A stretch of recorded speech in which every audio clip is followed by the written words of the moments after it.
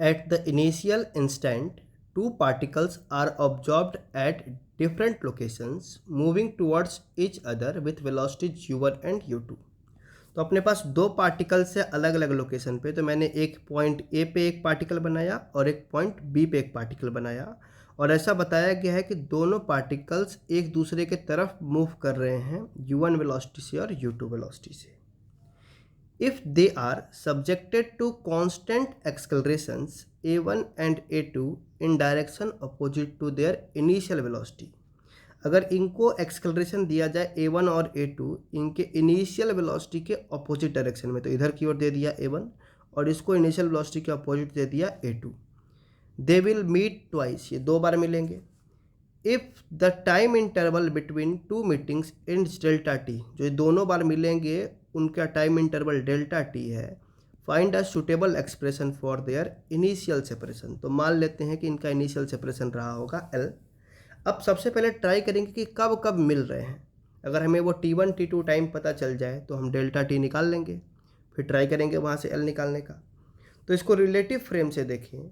तो अगर इनकी रिलेटिव वेलोसिटी देखी जाए तो ये अपोजिट डायरेक्शन में मूव कर रहे हैं, तो ये रिलेटिव वेलोसिटी हो जाएगी u1 प्लस u2. इनका रिलेटिव एक्सेलरेशन देखा जाए तो ये भी अपोजिट है, लेकिन ये वेलोसिटी के अकॉर्डिंग नेगेटिव चल रहा है, तो ये हो जाएगा माइनस a1 प्लस a2. इनका जो रिलेटिव सेपरेशन है वो है L, तो S relative will be L. अब यहाँ इक्वेशन ऑफ मोशन लिख सकते हैं S relative equals to U relative T plus half A relative T square. यहाँ L रख दिया, यहाँ पे u1 plus u2 into T, ये माइनस ये वाला है तो minus half a1 plus a2 into T square. अब टाइम में सॉल्व करने के लिए हमें एक क्वाड्रेटिक मिलेगा, तो इसको इधर भेजते हैं इस वाले एक्सप्रेशन को, तो ये बनेगा a1 plus a2 by 2 T square. ये इधर आएगा तो minus u1 plus u2 into T, और ये L यहीं रह जाएगा तो प्लस का L. अब इस क्वाड्रेटिक इक्वेशन का सॉल्यूशन लिखें, तो ये वाला टर्म A, ये वाला टर्म B और ये वाला टर्म C, तो ये होता है माइनस B, तो यहाँ माइनस माइनस एक और रहता तो माइनस माइनस प्लस, तो ये u1 plus u2 plus minus under root B square that is u1 plus u2 का स्क्वायर माइनस 4AC, तो 4 इंटू A करते तो A में ये 2 था और यहाँ 4 आता तो कट जाता, तो यहाँ 2 लिखा, a1 plus a2 into C ये हो गया, डिवाइडेड बाई 2A, तो 2A, तो ये पूरा टर्म A है, इसमें 2 से मल्टीप्लाई करेंगे तो बनेगा a1 प्लस a2, तो नीचे रख दिया डिवाइडेड बाई 2A.